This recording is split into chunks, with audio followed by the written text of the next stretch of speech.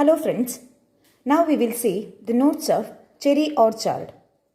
Anton Chekhov's written play, The Cherry Orchard, focuses on the main theme of social mobility at the dawn of Russia's 12th century. Mrs. Raneskaya represent members of the now bankrupt upper class who are struggling to survive. In the beginning, she is still mourning the death of her son and dealing with the lover who mistreats her, all of which gives her suicidal thoughts. She is therefore unable to talk the advice of the savvy businessman Lopkin, who has risen from peasant. Shall we see about the writer? Anton Chekhov. Anton Chekhov was a famous Russian playwright and a short story writer. During the last half of the 19th century, The Cherry Orchard is one of the most famous play and it also the last. Interestingly enough, Anton Chekhov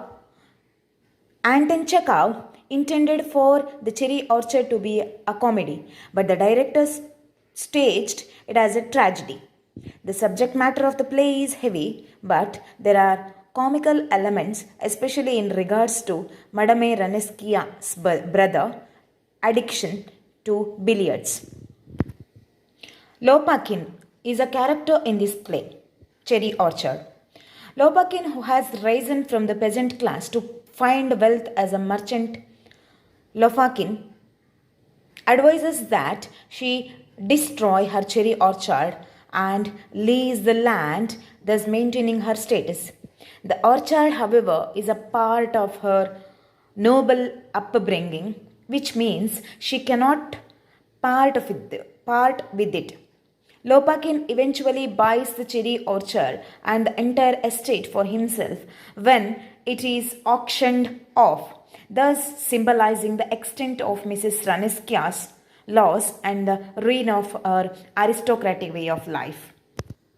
As the family members go their separate ways at the end, the uncertainty of their future in this new world is marked by the sound of the cherry trees being chopped down. The play takes place over 4 acts on Mrs. Raneskia's estate, which includes the house and accompanying property. The storyline begins in May and continues into August of the same year.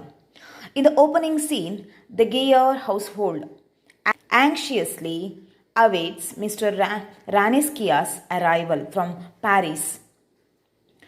Anya had earlier travelled to Europe with Charlotte to accompany her mother back, but their return is married by the family's financial problems.